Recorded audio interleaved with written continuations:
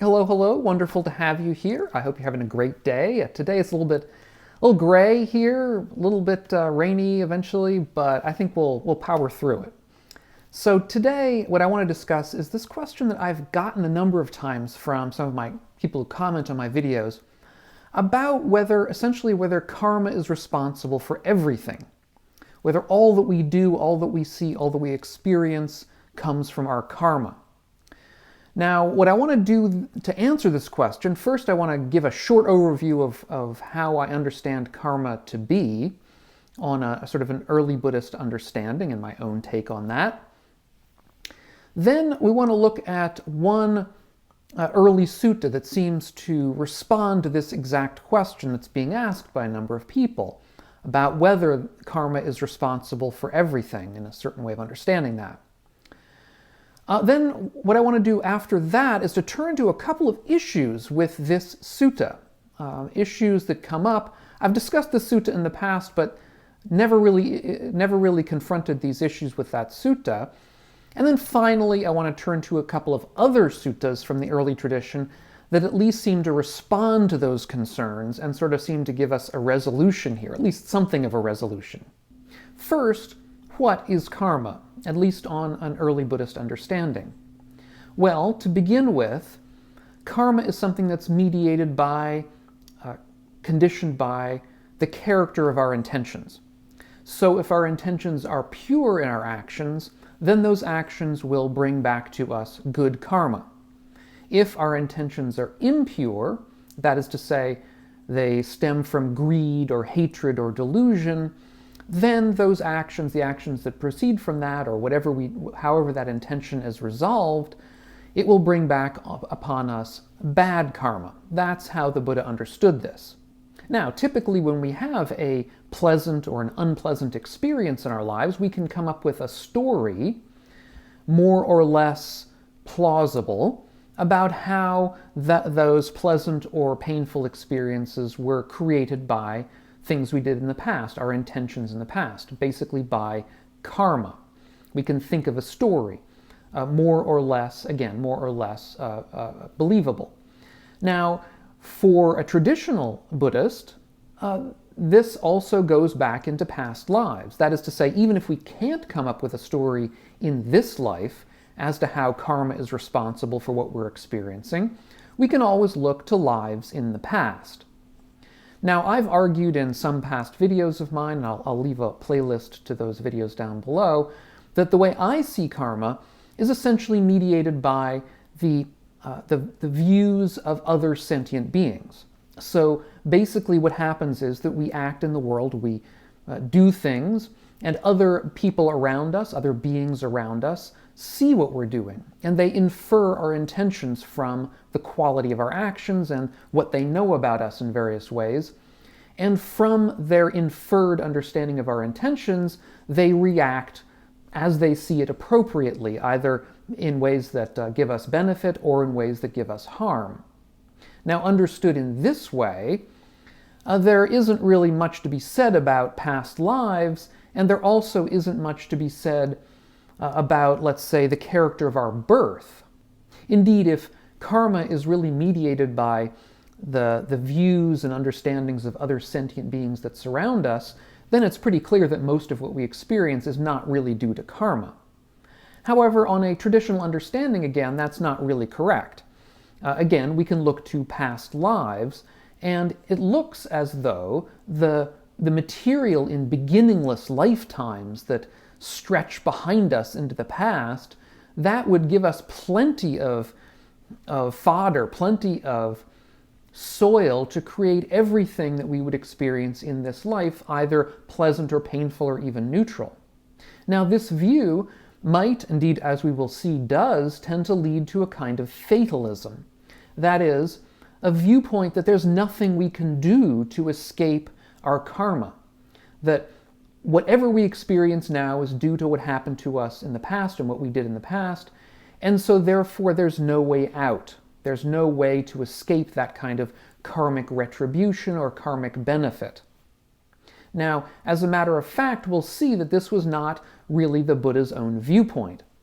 But to see that, let's turn to our first sutta. Now, in this early sutta, this is a sutta that I've discussed in the past, there's a wanderer named Sivaka who comes up to the Buddha and essentially asks him, he asks the Buddha, he says, there are these other ascetics who are claiming that everything we experience is due to our karma, that all of our pleasant experiences arise in us because of some good karma that we've laid down in the past.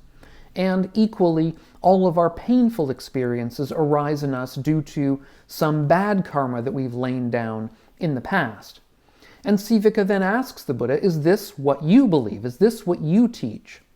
And the Buddha says that it's not what he teaches. The Buddha says that instead, what he teaches is that some of the pains that we experience are due to, we might say, bodily disorders of one kind or another. Maybe illnesses is one way to put that. Some of them are due, let's say, to changes in the weather, hot temperature or cold temperature that arises in the weather. Some are due to some kind of external assaults of one kind or another that we're not responsible for. And indeed, some are in fact due to our karma. So that these are potentially separate possible causes. Now, there's clearly going to be some overlap here in the Buddha's thinking. In other words, sometimes karma is going to be responsible in cases of bodily disorder or external assaults. But what the Buddha is laying down here is that at least possibly sometimes these external assaults or bodily disorders or changes in the weather have nothing to do with our karma. They're just simply things that arise from time to time. Now, that might seem to settle the case. However, there are some nuances here with this particular sutta, with the way that the Buddha presents things in this sutta that have raised a certain number of questions. In the first place, the Buddha essentially says that people who claim that all things are due to karma, they go beyond what they themselves know by experience, and they go against what people generally believe. Now, these two claims, that they go beyond what they've actually experienced and that they, go against what people generally believe, these aren't very strong arguments in opposition to this claim. In other words, it's quite possible that indeed all things are due to karma, and yet the people who say these things haven't actually experienced that for themselves. And, okay, so not everybody believes this, but so what? Not everybody believes that, that the self is impermanent either, but yet the self is impermanent. And indeed, in a footnote to this passage, the eminent translator and scholar Bhikkhu Bodhi notes that actually in the Abhidharma, which is a somewhat later development, it's asserted that all painful feelings are due, in fact, to bad karma. And so Bhikkhu Bodhi goes on to say that this sutta, therefore, is spoken from the standpoint of worldly convention.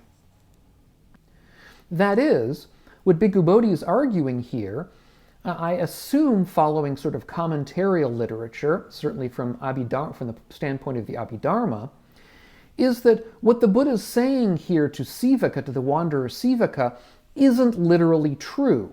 It's only true from the standpoint, again, of worldly convention, of what, let's say, most people believe, but it's not really true when you get down to the ultimate truth of the matter. So this leaves us in something of a quandary. What are we supposed to believe here?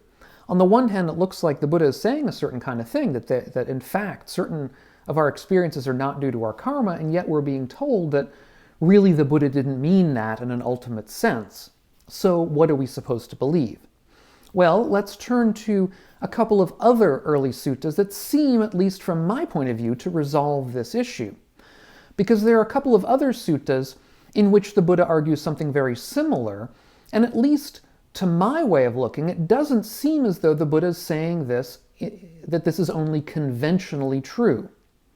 So in the first of these other suttas that we're going to look at, the Buddha is once again asked about three different claims that are made by some of his cultural competitors of the day, people who were not Buddhists, claims that were not Buddhist claims.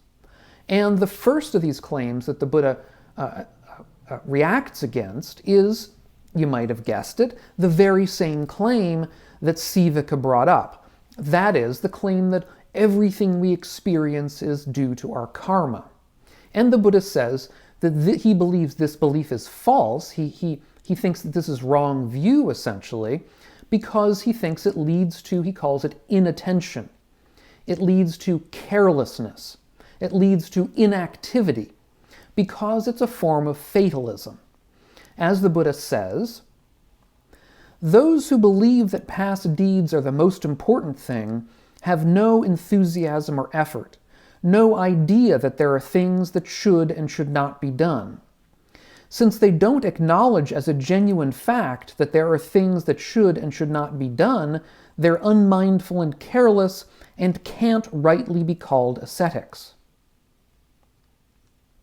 So in other words, the Buddha is arguing here that the belief that everything we experience is due to our karma leads us to a kind of fatalism, and to that extent must be seen as wrong view, and indeed that people who assert such a thing can't even be called ascetics, because they're not really paying attention to the freedom that they have in this moment to sort of break out from their karmic baggage. Further, in a different sutta, a second sutta, a third sutta now that we're going to look at, the Buddha identifies the people who he believes argue just this view that all things are due to our karma. It's the Jains. He says that it's the Jains who argue such a thing, and the Buddha then goes through a number of arguments with the Jains, basically saying, or I should say demonstrating, that there's no exertion we can make, nothing that we can actually actively do that's going, on their point of view, to overcome this karmic baggage. That no matter how we act, no matter how we exert ourselves in the present moment, we're always, at least on their viewpoint, in the service, in the thrall, in the control of this past karma. He demonstrates that on their view, nothing that we can do right here and right now will change our karmic history. And so on that, given that background, there's nothing we can do to change our karmic history, and therefore nothing that we can do to change the karma that we're going to feel in the next moment, he argues to the Jains, so it seems that exertion cannot change the way deeds are experienced in any of these ways. This being so, your exertion and striving are fruitless. In other words, on their very viewpoint, the Buddha is arguing, they should essentially not be ascetics, at least in the way that the Buddha was mentioning a few moments ago that I quoted. That the whole point of the ascetic journey is to make a change in the way that we interact with the world, to sort of break out of our karmic baggage and bring to being a life that is sort of not under the thrall of that karmic background. And if we can't do that, if there's nothing that we can do in the present moment, no exertion we can make right now that will break us out of that, then sort of what's the point? Further, the scholar Piatan has argued, I think quite interestingly, that indeed the Buddha himself experienced illnesses.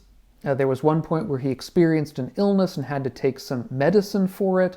He experienced backaches on a number of occasions. He even experienced injury in the story where Devadatta, his evil cousin, was supposed to be trying to kill him by rolling a stone down a hill. The stone missed the Buddha, but a piece of the stone cut the Buddha's foot. These are all examples of the ways in which the Buddha himself experienced painful feelings in one way or another, even after he was a full Buddha, even after he was completely enlightened. Now, it's certainly possible to argue that all of the things that the Buddha felt after his enlightenment were due to unrealized past karma that was simply coming to fruition. There's no way to completely refute that view, but at least it's something to consider. I think what these examples show is that the Buddha's claim about karma, that not everything we experience is due to our karmic baggage, that this is not intended to be simply a matter of convention. Otherwise, the distinction between Buddhism and Jainism would be simply a matter of convention, at least on this point. And I don't think that the Buddha was simply saying that. He was saying that he was arguing something quite different from Jainism, that Jainism had wrong view, at least in this respect, and that therefore there was an escape from karma, there was a way to get out from under, let's say, our karmic baggage, that actions can be successful in overcoming our potential karmic baggage in the future. And so therefore the ascetic path, at least in the Buddha's telling, the Buddha's understanding, that ascetic path was worthy. Because in one way of understanding it, true freedom in Buddhism, at least in the understanding of attaining enlightenment, true freedom is really an escape from karma, an escape from the wheel of samsara, which is this wheel of building up good karma and then falling down with bad karma over and over again in beginningless lifetimes. If there's a way out of that wheel, it's going to be a way that doesn't directly involve karma, at least to some extent. Now, in the past, I've discussed this issue. This is a similar issue, the issue of free will, which is how we tend to frame it in the West, in a Western context. In Buddhism, the notion of free will per se never really comes up. At least in early Buddhism, it certainly doesn't. But there are similar ideas, and we've just discussed one of them. So I'll leave a video up here on the screen of an early video I did on free will, at least understood in a kind of a sort of an early Buddhist context. Now, if you're getting something out of these videos of mine, consider taking a look at my Patreon page, which is linked down below, and see if you want to help support the channel and the work that we're all doing here. Thanks so much for watching and for commenting and for all of your help and likes on the videos and everything else, and we'll catch you on the next one. Meanwhile, all of you, be well.